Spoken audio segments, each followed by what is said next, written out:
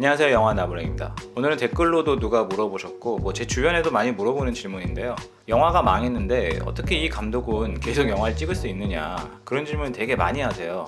제 친구들도 항상 물어보죠. 아니, 영화가 폭망했는데 뭘 믿고 계속 맡기는 거냐. 그래서 대중분들은 이게 좀 이해가 안 가실 텐데 오늘은 그 이야기를 좀 해보려고 합니다. 우선 망한 뒤의 상황을 좀 살펴봐야 되는데요. 금전적 손해는 사실 없어요. 왜냐하면 영화 감독은 프리랜서로서 이제 건 바이 건으로 그 작품당 계약을 하기 때문에 계약서에 명시된 계약금만 받으면은 땡이니까 망해도 큰 상관은 없는데, 물론 계약서에 지분을 써놨으면은, 그러니까 흥행 지분을 가끔씩 스타 감독님들이나 전작이 흥행했거나 그렇다면은 거기에 이제 손익분기점을 넘은 이후에 그 흥행 수익의 몇 %를 받는다, 그걸 명시할 수가 있거든요. 근데 망하면 흥행 수익이 없으니까 이제 그걸 못 받는 거죠. 이제 거기에 대한 약간의 아쉬움 이런 건 있을 수 있는데 계약금이 깎이거나 그러진 않아요. 그래서 망한 작품에 대한 금전적 손해는 없는데, 문제는 이제 차기작 여부가 좀 불투명해짐에 따라서 어떤 기회비용이 날아가는 게 문제가 되겠죠. 근데 또 어떻게 차기작을 찍는단 말이죠. 그럼 그거를 왜 맡기느냐, 여러 가지 케이스가 있고 이유가 있는데요. 첫 번째는 보통은 그 전작 중에 흥행작이 있는 경우, 그러니까 500만이나 800만짜리 무슨 영화가 하나 있었어요. 그러면은 한 번 더 믿고 맡기는 거죠. 그러니까 투자자 입장에서는 옛날에 한 번 터진 적이 있으니까 이번에 실패했더라도 뭔가 더 힘을 실어주면은 한 번 더 터뜨리지 않을까, 그런 기대 심리가 있는 거죠. 영화 투자가 어떻게 보면 약간 도박성이 있는 건데 수익률이 두세 배 이렇게 날 때도 있으니까. 근데 꼭 도박에 비유하기엔 좀 그렇고 약간 주식이랑 비슷한 것 같아요. 그러니까 옛날에 상한가 친 적이 있는 주식인데 이게 바닥을 쳤단 말이에요, 지금 망해가지고. 근데 옛날에 한번 괜찮은 적이 있었기 때문에 한 번 더 베팅을 하면은 떡상하지 않을까라는 이제 기대 때문에 다시 한번 믿고 맡기는 거죠.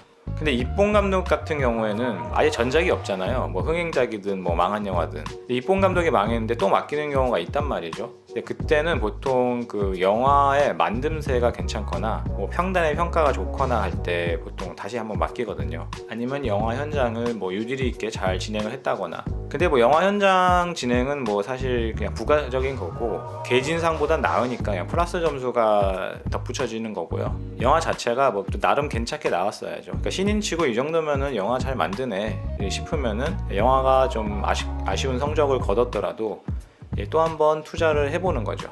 그리고 이것도 꽤 있는 경우인데, 감독이 인맥이 좋거나 영업력이 뛰어나요. 그러니까 이 배우도 알고 저 배우도, 유명 배우도 알고 저쪽 제작자도 알고 기획팀도 알고 투자자들도 알고. 보통 이런 케이스는 이제 술자리에서 캐스팅이 이루어지고 투자가 이루어지고 그런 경우가 꽤 있는데, 그런 스타일의 감독이 전작이 망했는데도 그런 인맥으로 다 커버 쳐가지고 또 영화를 찍는 경우가 있고. 근데 많은 경우는 시나리오를 새로 썼는데 그게 괜찮은 거예요.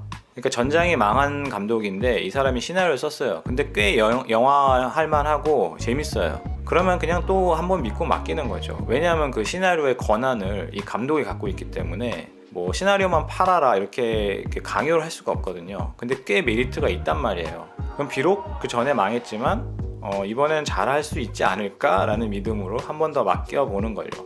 그 이야기의 소스가 좋으니까. 그리고 약간 이거는 산업적인 측면인데 투자사에서 리스크를 줄이려고 하기 때문에 망한 감독을 쓰는 거예요. 이게 뭔 개소리냐 하실 수도 있는데, 그러니까 신인 감독을 쓰는 것보다 망한 감독을 쓰는 게 낫다는 판단 때문에 그러는 거거든요. 사실 요즘 신인 감독들이 다시 입봉을 하기 어려운 이유가 이제 기존 기성 감독들을 그냥 계속 다시 이제 써서 그런 이유도 있는데, 그러니까 투자사 입장에서는 그렇게 생각하는 것 같아요. 한 번도 안 찍어본 놈보다는 망했더라도 한두 편 찍어본 놈이 낫다. 어쨌든 현장이라는 걸 경험을 해봤으니까 내가 거의 100억 가까운 돈을 이렇게 줬을 때 좀 낫지 않을까?